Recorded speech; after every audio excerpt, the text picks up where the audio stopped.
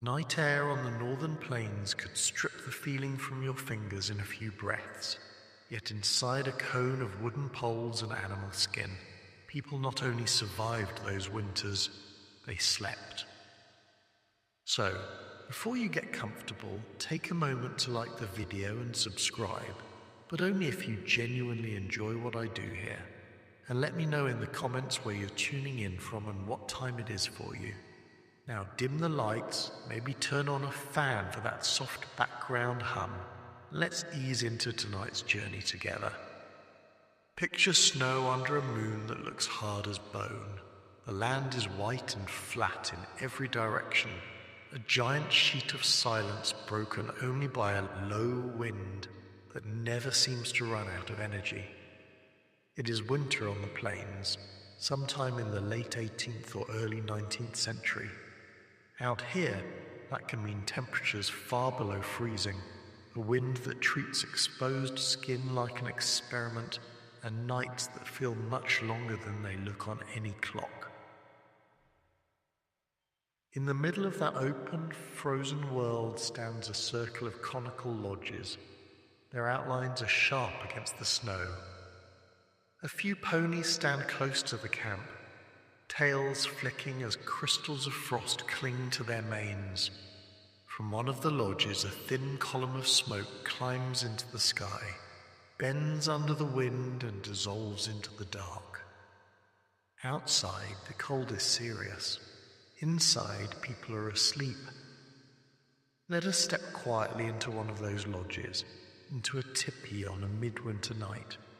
The first thing that hits you is the smell, something a modern camper would recognize and then realize is not quite the same. Wood smoke is there, but softer. There is the faint smell of hides, of earth, of animals that have fed the people who live here. It is not unpleasant. It is simply alive.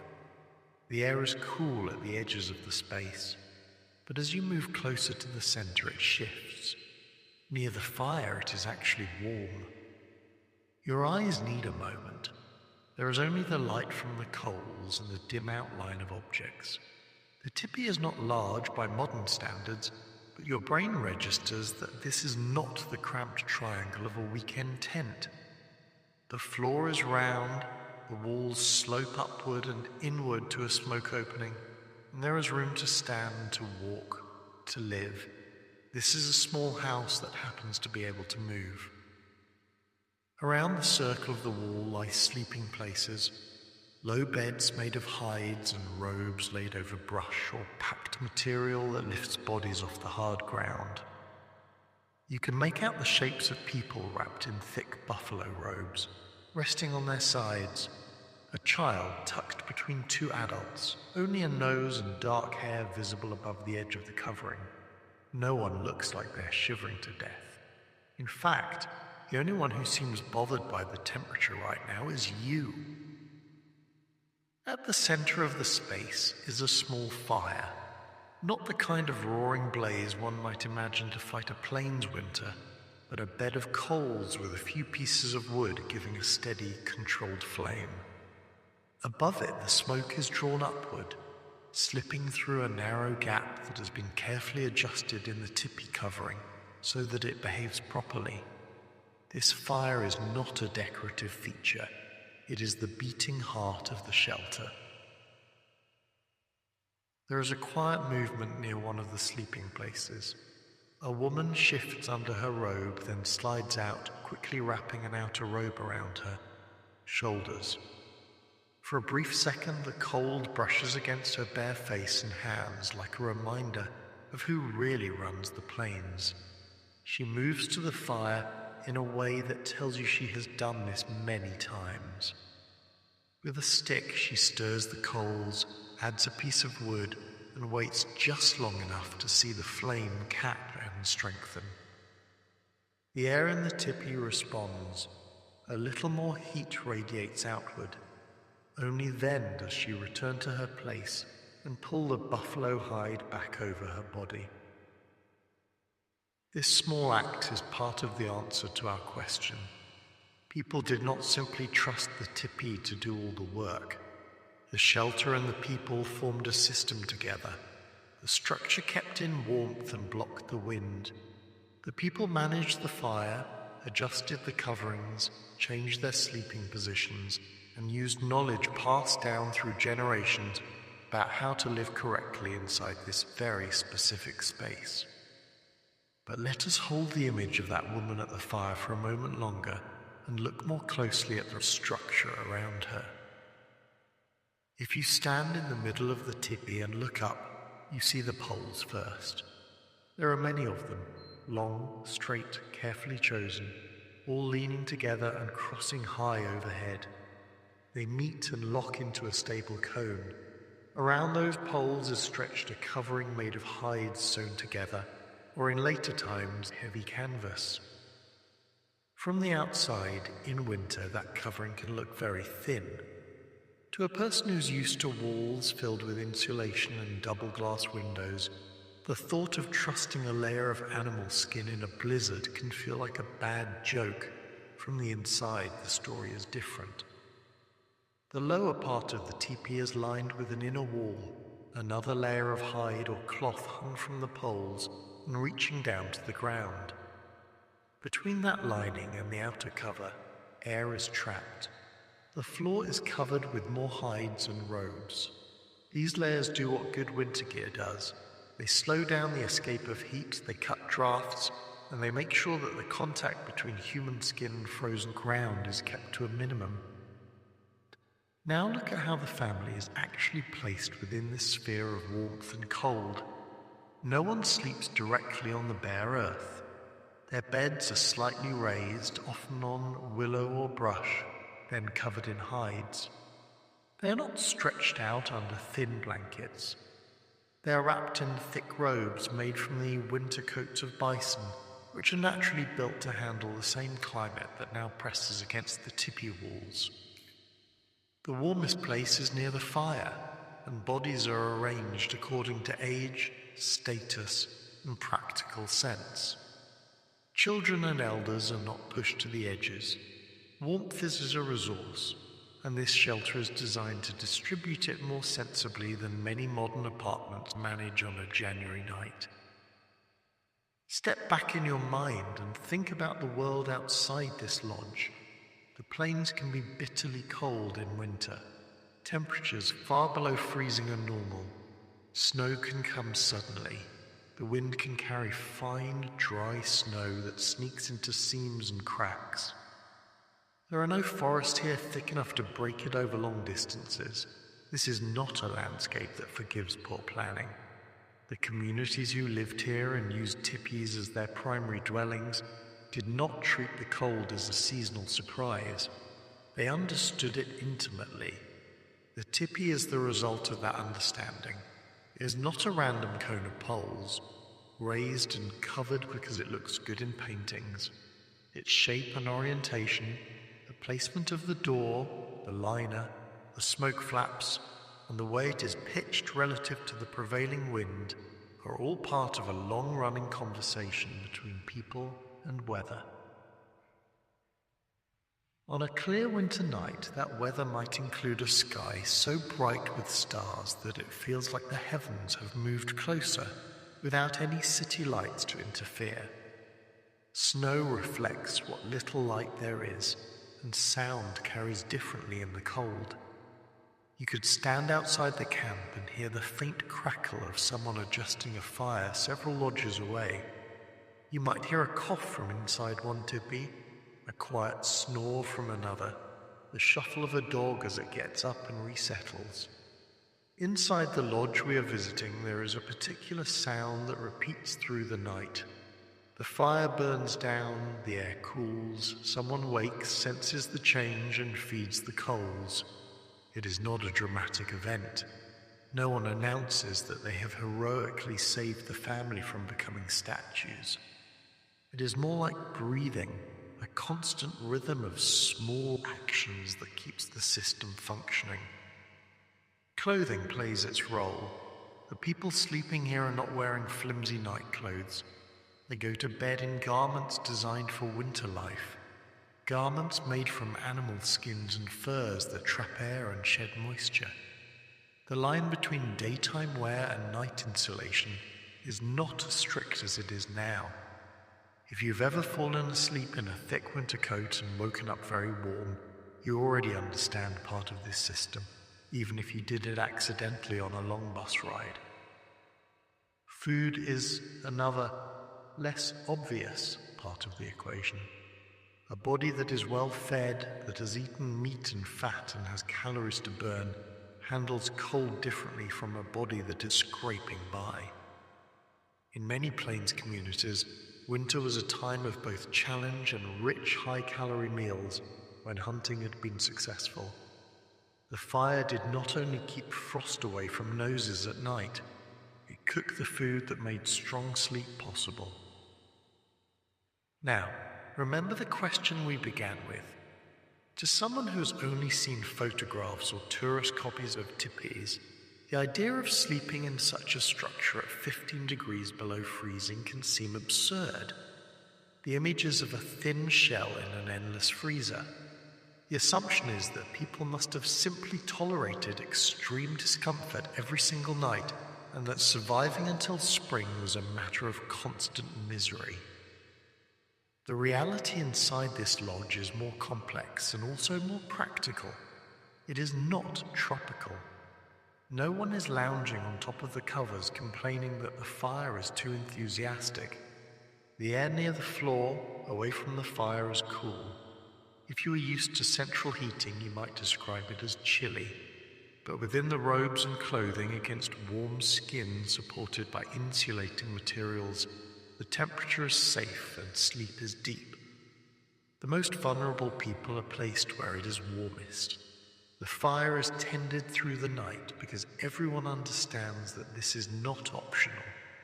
Children grow up seeing, feeling, and copying this practice. You might notice another detail as you stand, an invisible guest at the edge of the lodge. There are no piles of loose, random objects on the floor. Everything has its place along the walls or on frames. The open space in the center is clear so people can move to the fire quickly when needed. The more cluttered a room, the more heat is lost in wasted movement, in drafts and mess. Order inside the teepee is not just cultural preference, it is also thermal discipline. If we step closer to the doorway and lift the cover just slightly, a thin rope of cold air slides in across the floor. You can feel it crawling along the ground, seeking low places, moving toward the fire where it will rise warm and exit through the smoke opening. The teepee is acting like a chimney and a valve at the same time. Fresh air is drawn in low where it does the least harm to sleepers and the most good to the fire. Warm, smoky air leaves high where people are not lying with their noses. In engineering terms, this is a precise ventilation system. In daily life terms, it means people can breathe at night without choking on smoke and without being slowly refrigerated. There is another clever detail here that might not be obvious at first glance. The inner liner does not necessarily reach all the way up to the smoke opening. It stops part way up the poles, leaving a gap between the top of the liner and the outer cover. As the fire warms the air inside the teepee, that air rises between the liner and the outer wall, creating a circulating layer of warm air that acts as a buffer against the outside cold. It is a moving blanket for the entire structure. Of course, all this depends on the teepee being well set up. You can probably imagine what happens if someone forgets to fasten a tie correctly, or leaves a gap in the cover pointed right into the teeth of the wind. The plains are efficient instructors. A single bad night can teach a lesson that lasts generations. The fact that tip has remained in use for so long, in so many places with similar climates, tells you how thoroughly that knowledge was learned and passed down. Back at the fire, the woman who rose to tend it earlier is asleep again. Beside her, the child has not fully woken up once. The tip of a small nose is pink where it peeks out from the robe, but the breathing is slow and regular. On the other side of the lodge, an older man stirs in his sleep, rolls over, and pulls the robe more tightly around his shoulders in a motion that is both automatic and practiced. Anyone who's ever slept in real winter conditions knows that a person learns to listen to small signals from their own skin. A gentle draft becomes a hand on your shoulder, reminding you to adjust before you lose too much heat. As the hours pass, the coals sink again, glowing more than burning. Outside, the wind shifts slightly. Snow, which had been tapping lightly at one side of the tipi, now presses more strongly at another. The structure flexes in a way that lets the wind flow past rather than smashing straight into a flat wall. The poles creak, but they hold. This shape is designed to shed both wind and snow. In a very deep snow, the lower part of the teepee can even be banked, using snow as an extra form of insulation. The same material that threatens exposed bodies becomes an ally when properly arranged against the hides. For a moment, imagine that you could freeze the scene and take a cross-section slice through this lodge, as if you're looking at a drawing. Outside, the air is far below freezing. Just inside the outer cover, under the snow that has settled against it, the air is already warmer. Between the cover and the earth, liner, a layer of moving air carries heat upward. Inside the liner, at floor level some distance from the fire, the temperature is cool but above freezing. Close to the fire, a ring of comfortable warmth forms. Within the buffalo robes on the beds, the temperature is higher still, moderated by body heat and the insulating properties of fur and cloth. It is a gradient from hard winter to human comfort, built with wood, skin, fire, and knowledge. Now let the scene move again. A pale band of dawn begins to show where the tipi cover does not quite reach the ground. Outside, the snow turns from black to blue to grey. The sky is clear. The worst of the night cold is just before sunrise, when the ground has given up its stored heat and the sun has not yet begun to contribute. Inside, movement begins again. Someone sits up, someone else coughs. A dog outside shakes itself and barks once. The fire is fed more generously now. The day will require energy and breakfast will not cook itself. One by one, people emerge from their sleeping places. As the outer robes are lifted, small clouds of breath appear in the air. You can see now that no one slept in thin layers. Their clothing is substantial, robes and shirts and leggings of hide, sometimes with fur on the inside. They move calmly without the frantic speed of people who have just discovered that their water bottle has become a solid block of ice. Their faces are alert, not exhausted from a long battle with the temperature. At some point in this quiet morning routine, a thought might occur to you. For the people in this lodge, winter is not an emergency. It is a season. The tipi is not a survival stunt. It is a normal home tuned to its environment the way a beaver lodge is tuned to a river. Children here are not told long stories about how nearly they froze last night. They're more likely to remember who rolled over on whose hair and who stole whose warm spot. That does not mean the cold is harmless. Everyone in this camp understands the risks of weather in a direct way. They have seen what happens when someone is caught outside in a sudden storm, or when a hunter returns with fingers that have lost sensation and color. They know that a badly placed camp and an unprotected firewood supply or a poorly maintained lodge can turn a difficult winter into a disaster. Respect for the environment is not a slogan. It is a daily habit that reaches all the way to how tightly you tie the cover of your home at night. Looking again at the interior of the tipi, you can start to see it as a piece of technology as much as a cultural symbol. Its design answers a long list of practical questions. How do you keep warm at night but let smoke out? How do you stay sheltered yet mobile enough to follow the animals and seasons? How do you build a home strong enough to stand in open wind but light enough that a team of horses or dogs can haul it? Every line of the structure has an answer written into it. The cone sheds wind. The smoke opening can be adjusted with poles to control draft. The door is low and small, reducing the loss of warm air whenever someone steps out. The liner creates insulation and directs airflow. The fire is central so that heat radiates evenly. The beds are placed thoughtfully around the circle, forming both a social and thermal map of the family. Sleep, in this context, is not just about closing eyes. It is about trusting that all these answers are correct.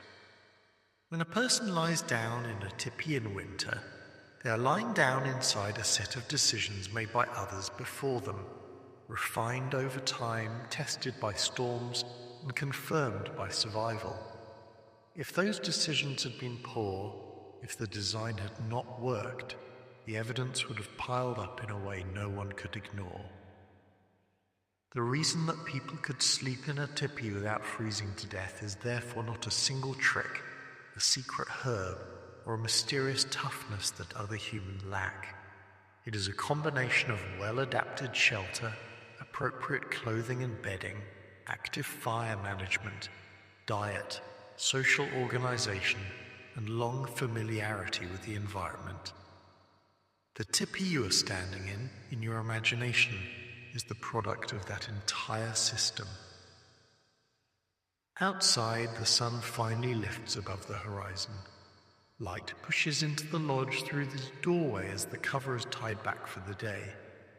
The fire burns brighter, a pot is set onto heat, and the temperature inside rises another small but important notch. Whatever tasks this day will bring, they will start from this simple foundation. Everyone in the lodge woke up. No one froze. In a place where winter can be lethal to the unprepared, that is not a small achievement. It is the quiet nightly proof that this way of living works.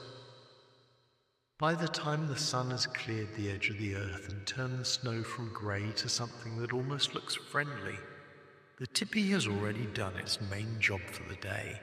It got everyone through the coldest hours in one piece. Now it shifts role. The place that was a winter cocoon all night slowly becomes the nerve center of a busy camp. Inside, the fire is no longer a half-sleeping pile of coals. It burns brighter as more wood is added. The air gets just warm enough that fingers can move without complaint. Someone is stirring a pot. The smell of meat, fat, and something starchy creeps into the fabric of the lodge. You can tell right away that the people who slept here did not wake to a bowl of cold cereal and a motivational quote. Their fuel for the day is serious. Outside, the camp is fully visible now. You see more tipis, each with its own pattern on the cover. Some are plain, others have painted designs, symbols tied to families, dreams, or stories. The circle of lodges forms both a social map and a practical one. Entrances tend to face a consistent direction, often east, to greet the morning light and to work with the prevailing winds rather than against them. The arrangement is not random. The way a camp is laid out is part of how it works as a shelter in winter. Walk closer to one of the tipis on the edge of the circle. Its cover is pulled tight to the ground, the snow banked up around its base like a white collar. From a little distance it might still look simple. A cone, some poles, some skin, smoke out the top, mystery solved. To really understand why people can sleep inside without freezing, we need to go backward in time a bit and watch this structure being created from nothing. Imagine late summer on the plains, the grass high and waving, the air warm, the sky enormous. Bison move in the distance, a dark river against green and gold. This is the time when the materials for winter shelters are gathered and prepared. The winter comfort you saw in that dawn scene months later is already being built now, in the heat, in the work nobody romanticizes on postcards. Start with the poles, because without them there is no tipi at all. The open plains themselves do not offer many tall straight trees, so people travel to river valleys and forested areas to find what they need. Long ago, this could mean journeys that were part hunting trip, part construction supply run. Certain woods are preferred, like lodgepole pine, because they grow straight and light. The best poles are not just any pieces of tree. They're selected for taper, strength, and weight. A bad pole can make an entire lodge unstable, and the wind here is not polite. Picture a small group working along a slope, examining trees, judging each one. When a suitable tree is found, it is felled and stripped of branches. The bark is removed to reduce weight and help the pole dry. These poles might be as long as 2 or 3 times the height of a person. They're carried, dragged, stacked, dried, and kept carefully. They will serve for many years if treated well, traveling with the family from place to place, becoming as familiar as well-used tools always do. Next, think about the covers. In the period before Europeans brought large quantities of canvas and cloth, the primary covering was hides, usually from bison. One adult bison hide is big, but a tipi cover needs many of them. Each hide has to be cleaned, scraped, tanned, and softened. That is not a quick or gentle process. It is work that demands strength, patience, and skill, often carried out by women who learned the techniques early in life. A raw hide, fresh from an animal, stiffens as it dries. Left alone, it becomes tough, heavy, and about as flexible as a board. To turn it into something that can bend around a cone of poles, it has to be worked. Flesh and fat are scraped away. The inner surface is smoothed. The hide is stretched on a frame and sometimes treated with mixtures made from animal brains and other materials that help lubricate the fibers. Then it is worked by hand, pulled and twisted so that it dries soft and pliable rather than rigid. If you've ever tried to soften a leather belt by bending it back and forth, you've done a very mild version of the same idea. Now imagine that activity scaled up to many large hides, done not once but as a routine part of life, with the knowledge that your family will sleep under the result when snow is blowing sideways. The margin for error is small. A poorly tanned hide might crack in deep cold, allowing in drafts that no one wants at 3 a.m. Once hides are tanned and ready, they're cut and sewn into the large sheet that will become the outer cover of the teepee. The pattern is not an improvisation. People developed precise traditional shapes that allow the cover to wrap around the poles and meet neatly at the doorway. When laid flat on the ground, a tipi cover looks something like a wide slice of a circle with extra triangular pieces that will overlap at the entrance. Along the edges are rows of holes where pegs or pins will tie the 2 sides together when it is raised. The sewing itself is done with sinew or later with thread, the stitches strong and even. These seams must withstand wind, weight, and repeated pitching and taking down. The same careful work goes into the inner liner, which will hang on the inside of the poles and create that crucial insulating air gap. Now that we have poles and covers, let us actually watch a tipi go up. It is late afternoon. The campers move to a new location where grass is good for the horses and wood and water are near enough to reach without turning every chore into a small expedition. People know how the wind behaves here, where storms tend to roll in from, where the ground drains well, and where it holds meltwater too long in spring. A good site remembers old camps. There may be circles of stones on the ground showing where previous lodges once stood. In an open area chosen for the lodge, a few poles are selected as the tripod or foundation bundle. Traditionally, different nations have slightly different methods, but the basic idea is similar. 3 or 4 of the strongest poles are lashed together near their tops, then raised upright as a group. Their lower ends are spread outward, forming the initial skeleton of the cone. Then, one by one, the remaining poles are carried and placed in position, their tops resting in the cradle created by the first set.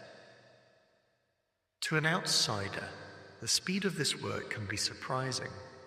People who have done this their whole lives, who have taken down and raised lodges dozens of times, move with practiced efficiency. Each pole has a place. Each hand knows where to go. What looks like it should take hours can be done in a small fraction of that time, especially when everyone has a reason to finish before night falls. As the last pole is set, the circle of the tipi floor becomes clear. Someone adjusts the base of a pole a little. Another person steps back and squints, judging the angle of the cone. Then comes the cover. A large hide or canvas sheet is spread on the ground and a lifting pole is attached along its edge. The whole thing is then raised and walked around the pole frame, like wrapping a shawl around a tall standing figure. As the cover comes around, its two loose edges meet near what will be the doorway. There, wooden pegs or bones are inserted through the corresponding holes, fastening the cover into a unified shell. At the top, two long poles are used to control and position the smoke flaps. These are extensions of the cover that can be opened or closed to manage airflow. Point them one way and the wind helps draw smoke out. Point them another way and you shut out a draft. It is like adjusting a hood over a vent. Once these are in place, the teepee has its familiar silhouette, complete with the small open circle at the top where air and smoke will trade places. Around the inside, the liner is hung from the poles a few feet above the ground and stretched downward, its base sometimes held in place with stones, stakes, or weights. It does not need to reach the very top of the lodge, because its job is to manage the air from the floor up to about chest height. Between liner and cover, that insulating space is ready to do its quiet work. On the floor, hides are laid down. Sometimes a shallow pit for the fire is cleared in the center. Around the edges, sleeping places and storage areas are already mentally mapped. Certain items go in certain spots, not only for convenience, but because this spatial order is itself a kind of insulation against chaos. Children will know where to find things, and where they must not toss their belongings if they do not want to answer questions later. By evening, what was open air that morning has become a home with a functioning thermal strategy.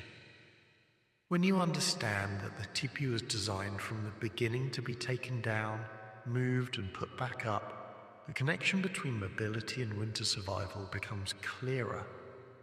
Being able to move is not just important for following herds in a general sense. It also means that when weather changes, when shelter from wind is needed, when better fuel supplies are found, the entire living structure can shift location. You're not stuck in a bad spot for 3 months because someone poured a concrete foundation in the wrong place. Consider how that mobility plays into sleeping warm. If your camp can be moved to a site with natural windbreaks, such as a stand of trees or a low ridge, the strain on your lodge structure is reduced. Less constant stress on the cover, fewer heroic late-night repairs, less chance that a flaw in construction will turn into a rip at the worst possible time. All that increases the odds that the shelter will perform as intended when it matters. Now, let us step inside a newly pitched tipi on a cool evening in early winter, when the first serious frosts begin to visit regularly. This is when people test their preparations before the deep cold arrives. The fire is lit in the center. Because the ground is not yet frozen solid, any dampness in the earth rises as steam for a short while, making the air smell sharp and mineral under the wood smoke. The liner moves gently as warm air begins to circulate. You can feel, even now, that the air near the floor is calmer than the air near the smoke opening, though movement is more pronounced. This pattern will strengthen on colder nights. Along the walls, bed places are arranged. Often, a frame might be built of willow or other flexible wood to create a platform raised slightly from the floor. On top of that go layers of brush or matting, then hides. The sleeping side of a buffalo robe is usually the side with the fur facing inward toward the sleeper, with the smooth skin side facing outward to catch stray sparks more safely. Fur traps air in countless tiny pockets. That trapped air is what your body warms, creating a barrier between you and the larger, colder volume of the room. The arrangement of people follows cultural rules and practical ones at the same time. In many Plains communities, there is a customary position for the head of the household, often opposite the door, and specific places for other members. But notice how this layout also happens to place vulnerable people closer to the best heat sources and away from drafts that slide in near the entrance. A good tradition often has physics quietly embedded in it. Think about what happens in a modern cold house with poor insulation and a single heater. People crowd near the heater, leaving distant rooms unused. In the tipi, the entire living area is compact, and the fire is central. There is no spare room down the hallway turning into an icebox. The whole interior becomes a manageable climate. We should talk about bedding more, because that is where a lot of the nighttime battle with cold is actually fought. Buffalo robes in winter are thick, heavy, and dense with hair. One robe can keep a person warm at surprisingly low temperatures. Several robes together, arranged thoughtfully, can keep a family comfortable. Sometimes people slept, with robes or blankets layered over them and under them, creating an envelope of insulation.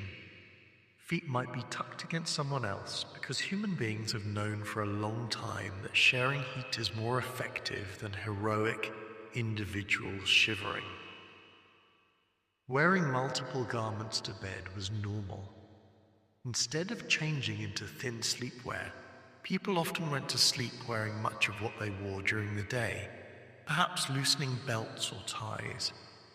Clothing was made of animal skins and furs that continue to insulate, even when compressed under body weight better than modern synthetic fabrics often do.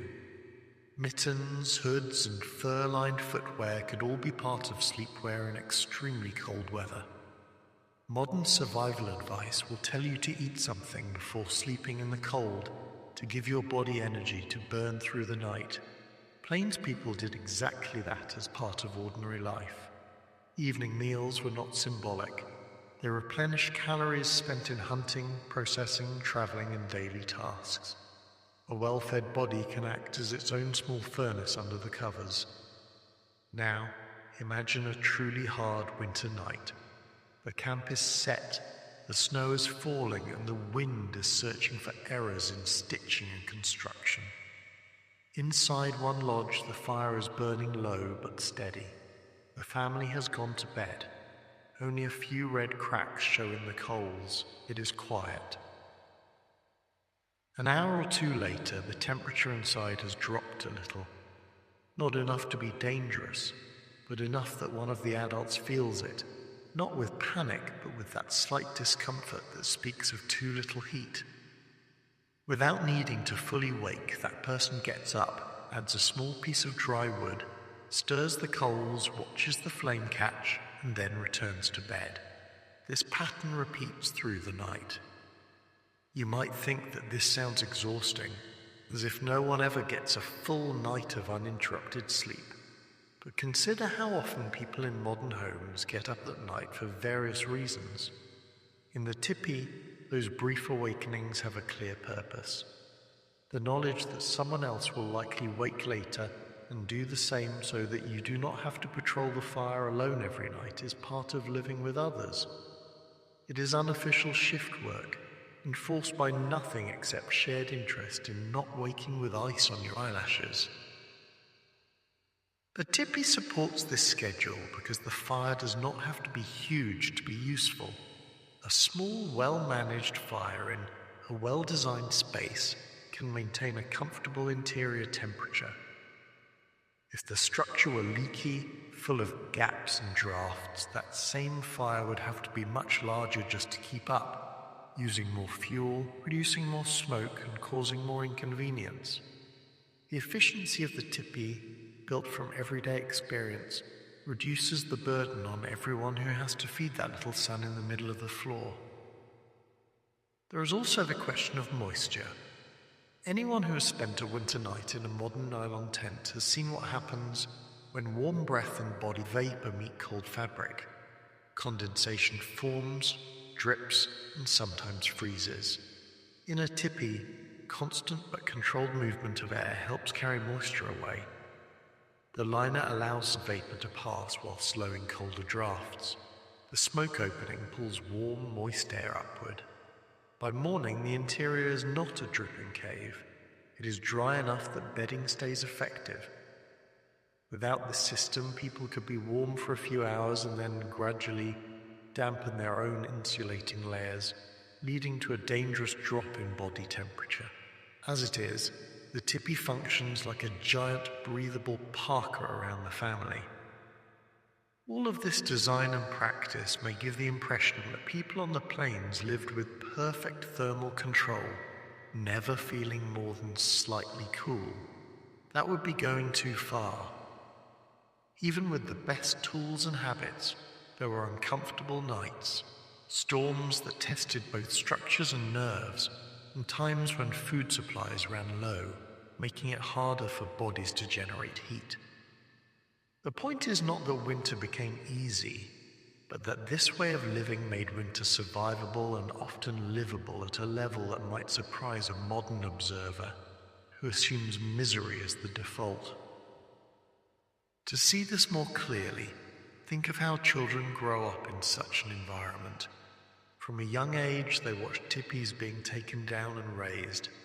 They learn which side of the camp to avoid standing on when the wind is strong and people are carrying poles. They are told why the door is kept closed in certain weather, why the liner must hang just so, why certain items are always stored where they are. They feel the difference between a properly banked lodge and one that has not yet been tightened against an oncoming storm.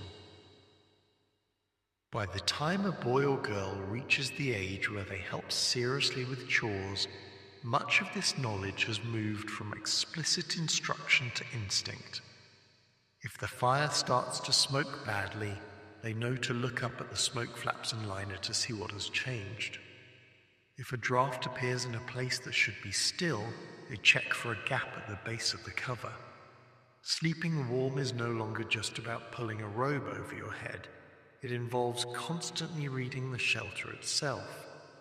The tipi, in turn, shapes social life. Even in winter, it is not only a place to sleep.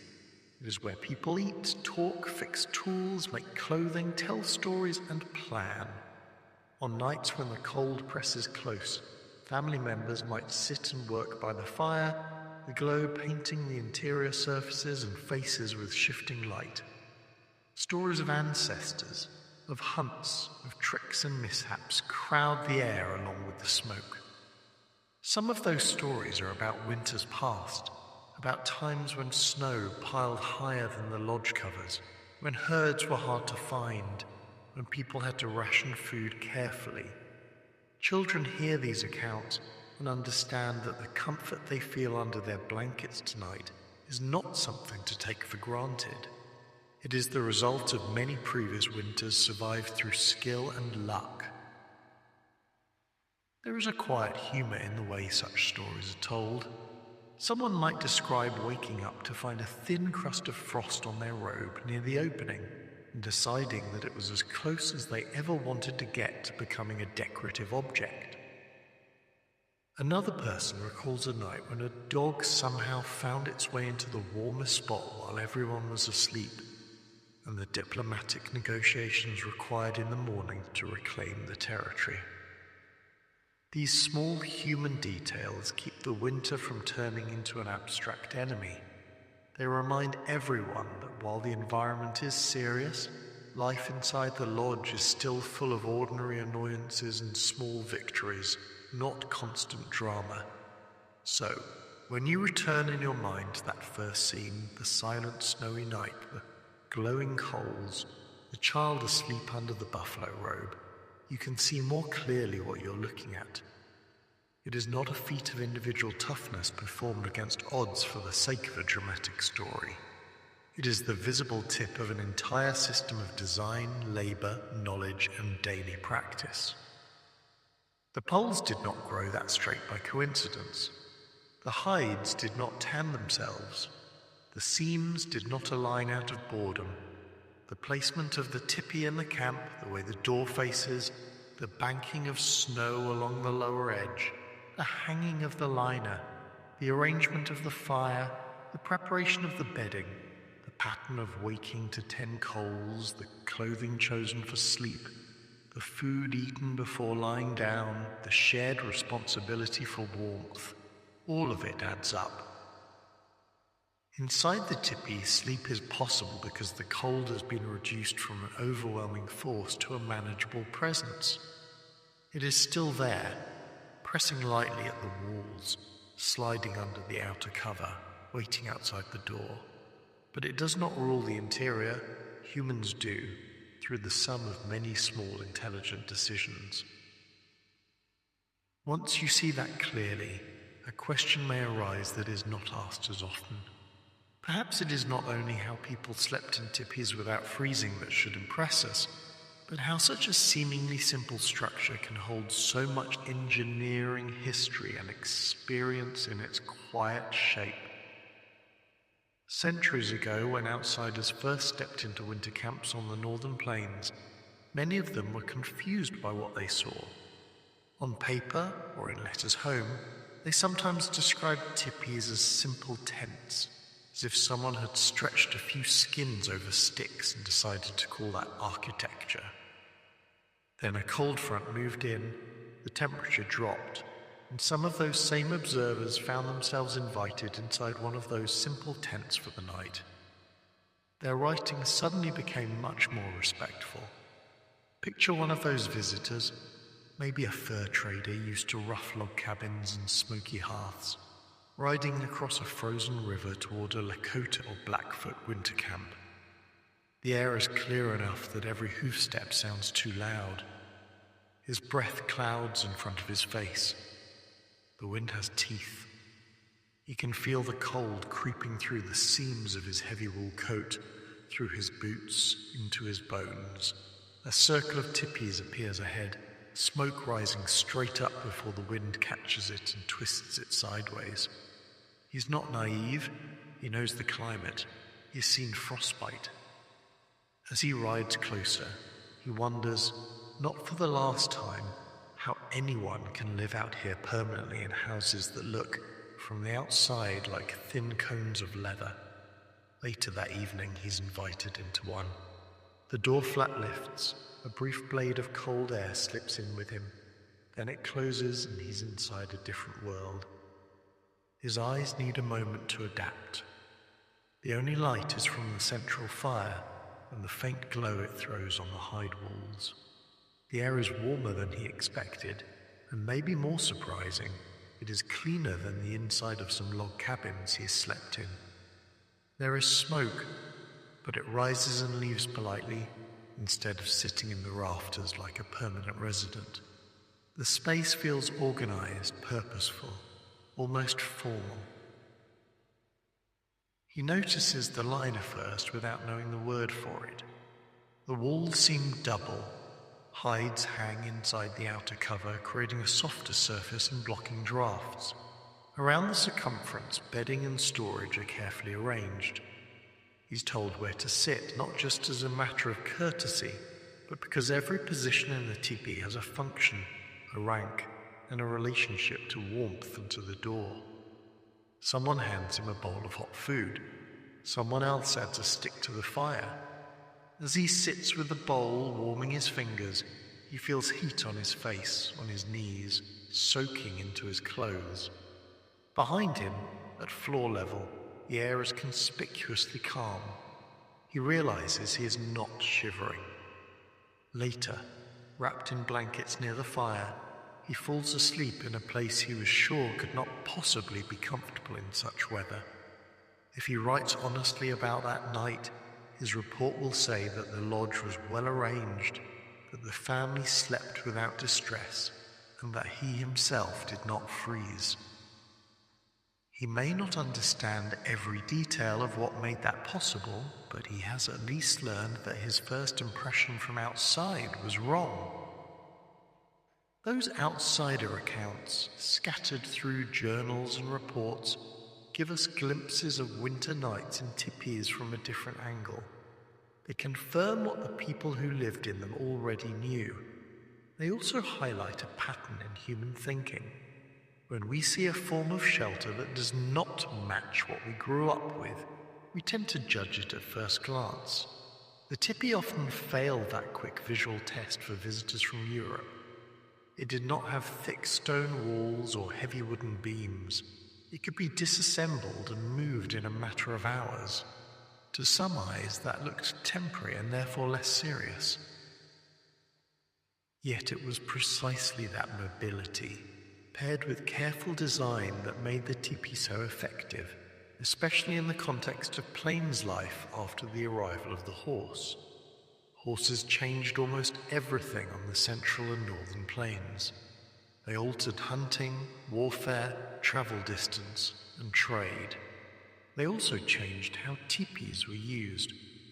Before horses became common, people already used portable lodges, and dogs helped haul the smaller poles and covers. With horses, families could move larger teepees with more substantial coverings, more poles, and more possessions inside. That meant more interior volume, more room for extended families, and more space for sleeping arrangements that prioritize both comfort and social structure. Larger teepees, some towering twice the height of a person, could feel almost cavernous inside, especially to a visitor used to cramped tents. More space might sound like a liability in winter, another volume of air to heat. The design compensated. The conical shape still focused warmth downward and inward. The liner still managed drafts. The fire was still central. The main difference was that a big lodge could house more bodies and more activity, which itself created heat. On a winter evening in one of these larger structures, you might find several nuclear families sharing one space. Children tumble and play near the door, until gently redirected closer to the hearth. Elders sit with their backs to the liner, where it meets the poles, wrapped in robes, commenting on the events of the day with the kind of dry precision that can make a single raised eyebrow more withering than a long speech. Women work on clothing and tools, their hands moving steadily in the firelight. Men repair gear or simply sit and listen. At some point, someone tells a story. Storytelling is not a separate activity that happens on a stage. It rises naturally from conversation.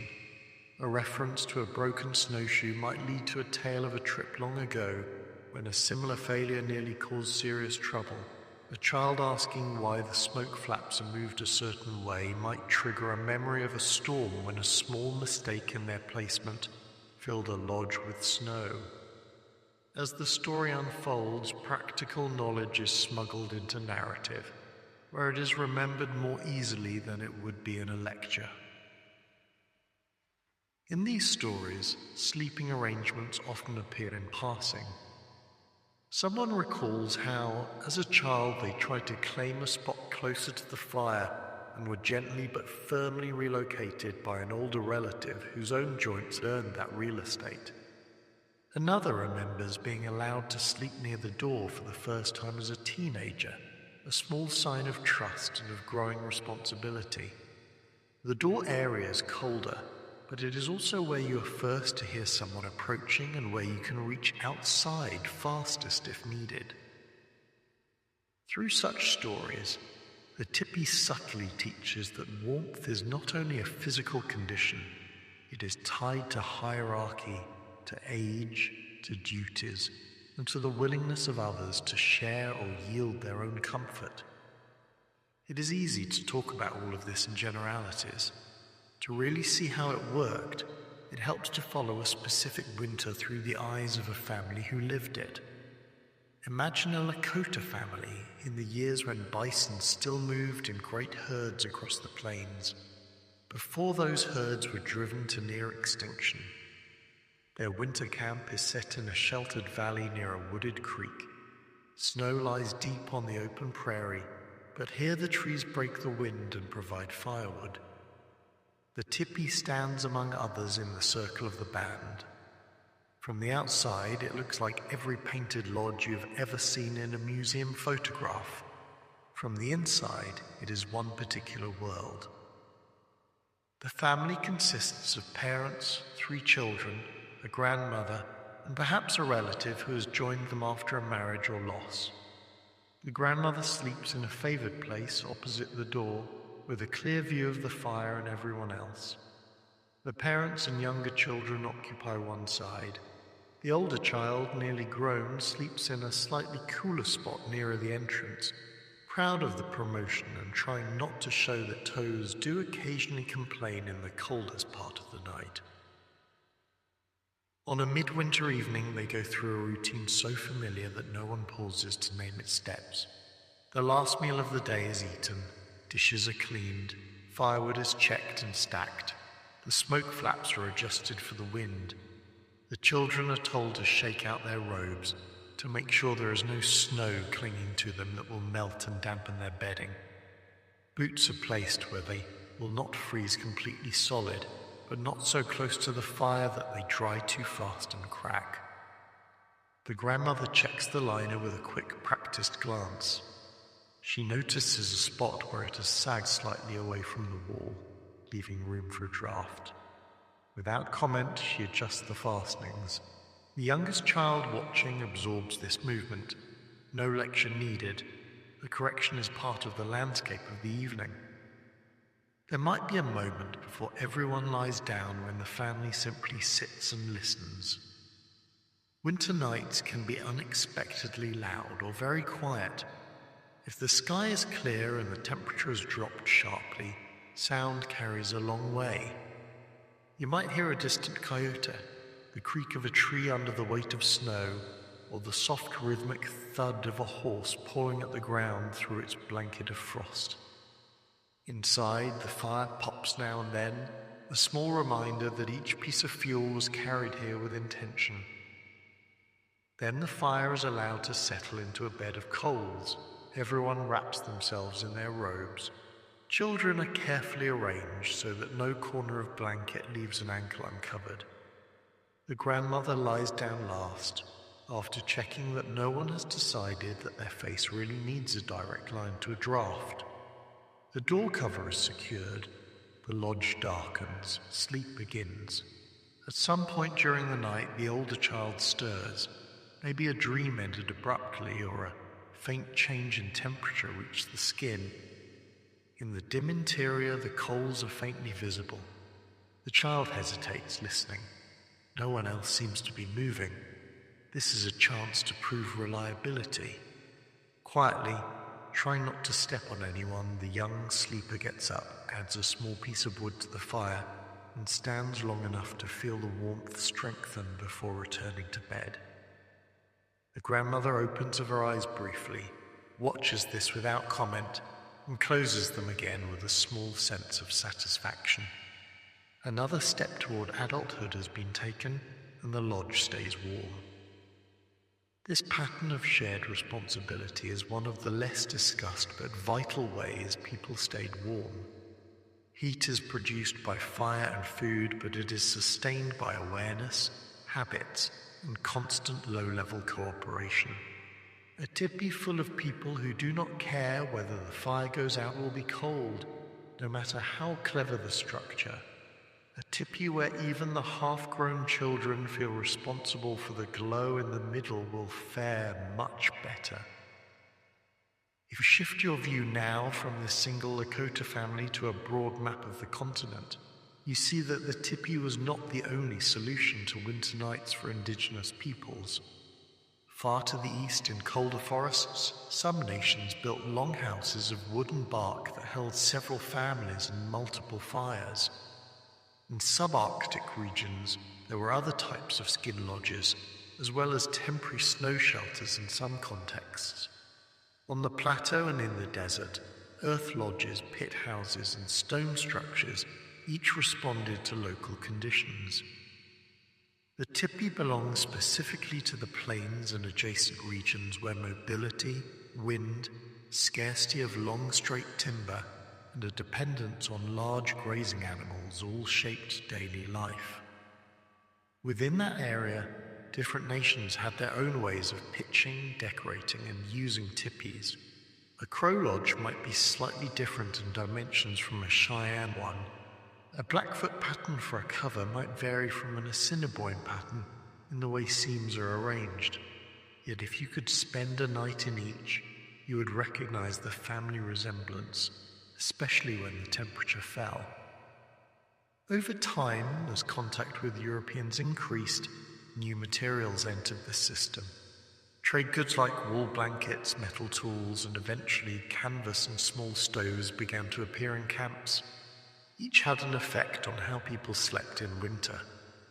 Wool blankets, for example, could supplement or partially replace buffalo robes, especially after bison became harder to obtain.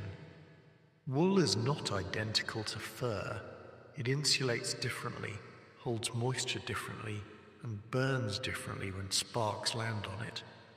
Families learned through experience how to layer these new textiles with older materials. A buffalo robe might be kept for the coldest months, while wool was used in milder weather or as an outer layer over other coverings. The introduction of canvas as a tipi covering material changed the shelter itself. Canvas does not breathe in exactly the same way as tanned hides. It can be lighter, which makes transportation easier, but it also behaves differently when wet or frozen. Some people appreciated the convenience and availability of canvas, especially when bison were being massacred in staggering numbers and hides became scarce. Others missed the particular qualities of traditional covers.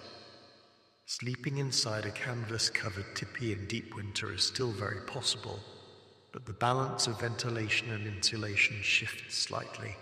People adjusted by experimenting with liners, with how tightly covers were stretched, and with how high above the ground edges were set. Small iron stoves introduced another significant change. Waking and tending remain remarkably similar. Instead of an open central fire, some families began using compact metal stoves with stovepipes that ran up and out through the smoke hole. These stoves could hold coals longer, burn wood more efficiently, and allow a kind of heat control that an open fire did not. They also altered the interior space. The stove body took up less floor area than the spread of an open flame.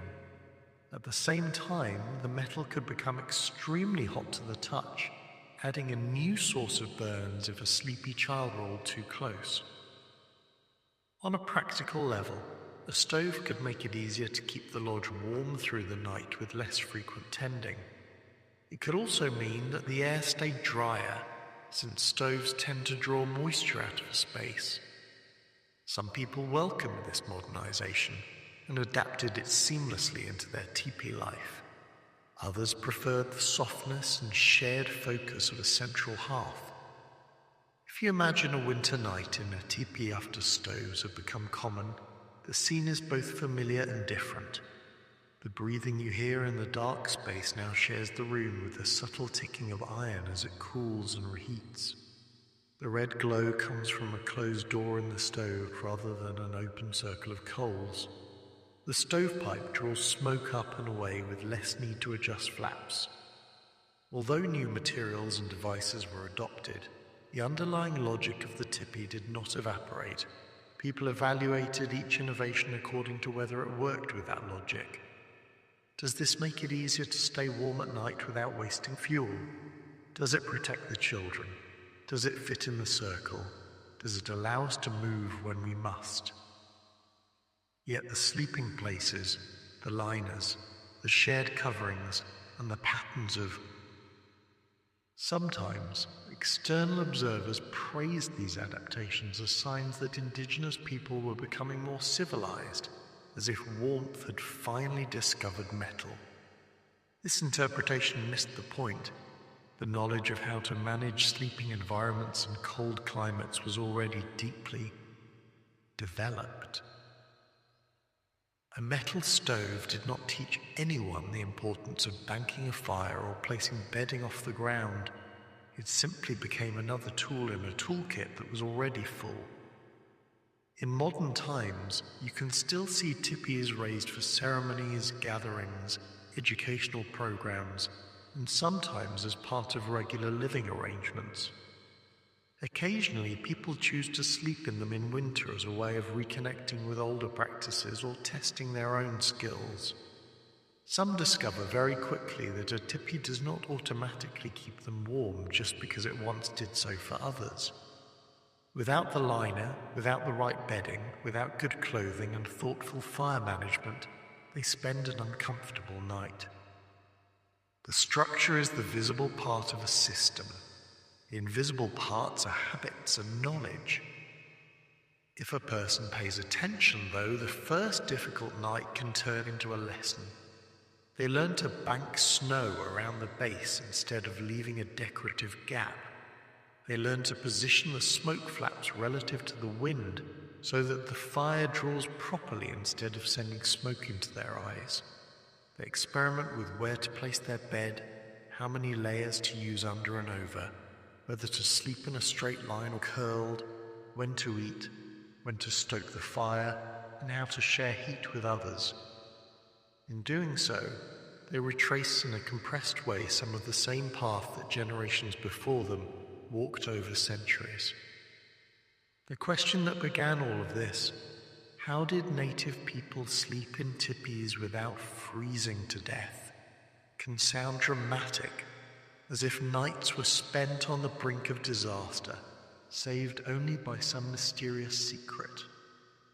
By now, you can see that the real answer is more patient and less theatrical. They did it the way people always make hostile environments livable. They paid attention. They observed what worked and what did not. They refined a structure to fit the land and the animals they depended on.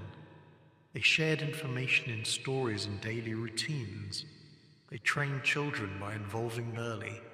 They adjusted to new materials when those materials made sense. And every winter, night after night, they earned their sleep under the conical roofs that outsiders first dismissed as simple tents. The cold outside did not become less intense because someone invented a clever lodge. The wind did not show mercy because the poles were arranged neatly. The difference between freezing and resting lay inside, in the moving layer of warm air, in the buffalo robes, in the embers tended by a half-awake teenager, in the fingers that shook out a damp blanket before it could steal heat from a sleeping body. If you could stand in the doorway of a winter teepee, halfway between the world of snow and the world of fire, you would feel both at once. On your back, the hard, clean cold of the plains. On your face, the steady warmth of the interior.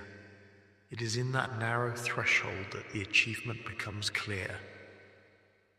The teepee made that threshold possible. The people who lived in it knew exactly how to use it. Spend enough winter nights passing through that narrow band between snow and fire, and it changes how you think about cold. It stops being an abstract enemy and becomes something more like a firm but predictable neighbor. You do not have to like it. You do have to understand its habits. For the people who lived in teepees, sleep was built into a whole yearly conversation with that neighbor. Winter nights in the lodge make sense only when you see how the rest of the seasons were used to prepare for them. Imagine the same family you watch sleeping through deep cold. Now roll the year backward to late autumn. The bison hunts have been good.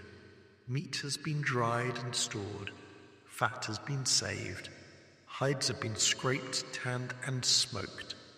Poles have been checked for cracks. Ropes and laces have been inspected and repaired. Inside the teepee, people have quietly moved things around, shifting from the summer arrangement to the winter one. In the warmer months, the lodge might have been pitched with its lower edge raised a little from the ground. That allowed air to flow through and reduced heat when the sun was strong. Sleeping areas might have been lighter, with fewer heavy coverings. The fire could be smaller or even absent on hot nights. Sometimes the door was left open longer, and people lounged half outside in the evenings. As the days grow shorter, all of that changes. Now the bottom of the cover is pulled tight to the ground. The liner is checked and adjusted to hang exactly right. Any small tear in hide or canvas suddenly matters. People loop cords more carefully. The fire pit is reshaped if needed. Thicker bedding is brought in. Extra robes appear near the sleeping places. The lodge itself feels heavier, lower to the earth, as if it knows what is coming. Children notice these changes even if no one stops to point them out. They see that their parents are suddenly more interested in how well the door cover closes. They feel the difference when they lie down at night and realize that their bed is now built up with more layers. They hear the adults talk about the taste of the meat and the richness of the fat with the seriousness other people reserve for bank accounts. All of this sets the stage for winter sleep. In a very literal sense, people began preparing for those nights months in advance, long before the first serious frost. Now shift forward again, past the dark core of winter to early spring. Snow is still on the ground, but it has begun to sag and collapse in strange shapes. Water runs under crusts of ice. The air in the daytime feels almost gentle, betrayed only by what it still does to bare fingers if you stay outside long enough. Nights are chilly but not brutal. Inside the tipi, the fire is smaller at night.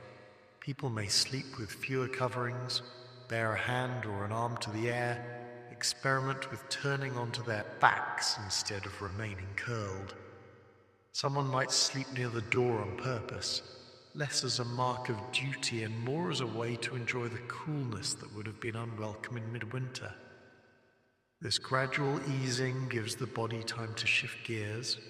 It also gives people a chance to notice what changes to make inside the lodge. Lunars can be shortened or lifted. The smoke flaps can be set differently.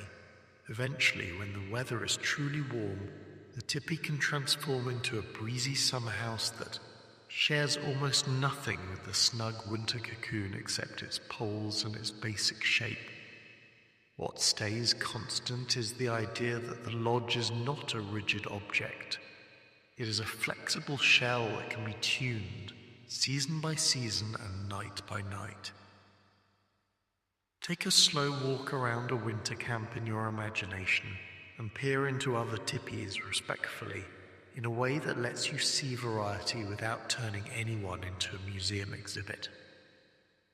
In one, you might see a family that prefers a larger central fire and sleeps with fewer layers. They accept a bit more smoke and warmth to avoid feeling closed in. In another, the fire is small, the bedding deep, and the air near the door quite cool. That family likes crisp air on cheeks and heavy covers on bodies. Both lodges keep people alive and reasonably comfortable. Both are correct for the people inside them.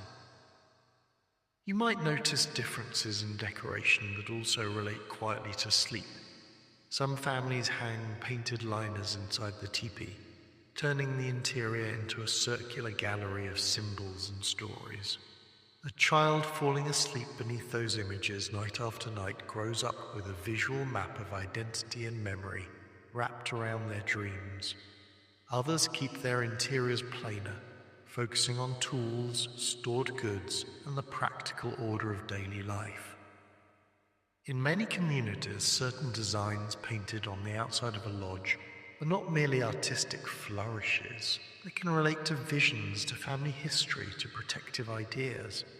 To modern eyes, it might seem as though someone has painted spiritual armor on the bedroom walls.